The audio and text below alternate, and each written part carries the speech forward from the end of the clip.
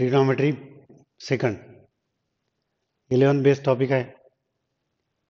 त्याच्यावर एक example objective question आपण डिस्कस करू. प्रॉब्लेम बघा.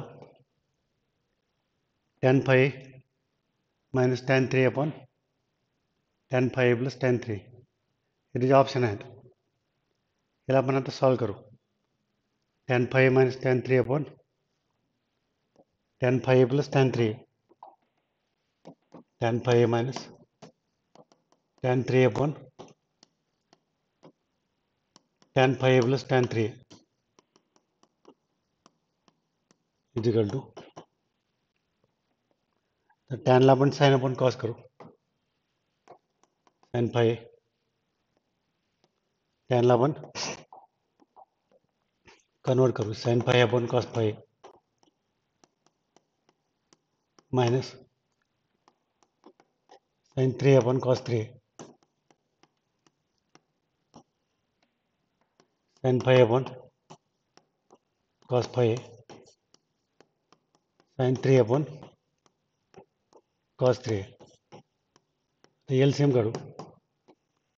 तर एलसीएम जर का काढला cos phi cos 3 तर सेम आहे, डिनॉमिनेटर सेम आहे.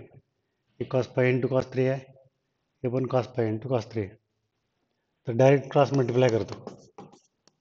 sin phi into cos 3 minus cos phi into sin 3 numerator हे upon cos phi into cos 3 हे कॅन्सल होते. cos phi इंटू cos 3 फक्त क्रॉस मल्टिप्लाय करतो. डिनॉमिनेटरमध्ये पण sin phi into cos 3 plus cos phi into sin 3. आता याला compound angle use करू आपण. sin a cos b minus cos a sin b, sin a cos b plus cos a sin b. तर हे sin a minus b